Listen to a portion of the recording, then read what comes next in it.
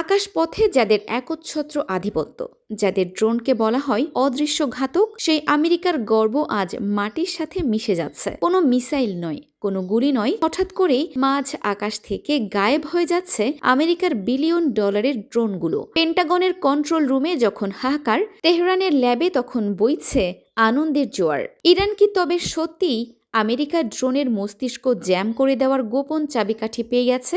আজ আমরা দেখব ইরানের সেই অভাবনীয় চমক এবং ড্রোনের এই অদৃশ্য যুদ্ধের আসল রহস্য। ড্রোন চলে মূলত জিপিএস এবং স্যাটেলাইট সিগন্যালের ওপর ভিত্তি করে। ইরান তাদের ইলেকট্রনিক ওয়ারফেয়ার দিয়ে বিশ্বকে চমকে দিয়েছে। ইরানের বিশেষজ্ঞরা ড্রোনের সিগন্যালে এমন এক ধরনের স্পুফিং বা নকল সিগন্যাল পাঠিয়ে দেয় যা ড্রোনের মস্তিষ্ককে বিভ্রান্ত করে ফেলে।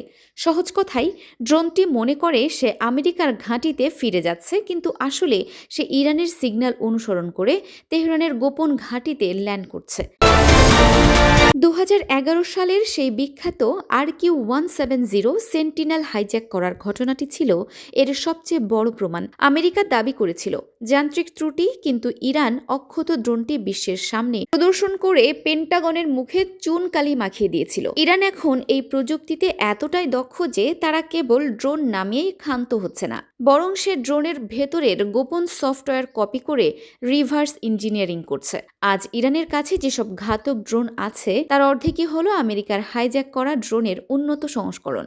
এই কারণেই এখন পারস্য উপসাগরের ড্রোন ওড়াতে গেলে 10 বার ভাবছে ইউএস নেভি। তাদের ভয় কখন কোন ড্রোন আবার তেহরানের মেহমান হয়ে যায়।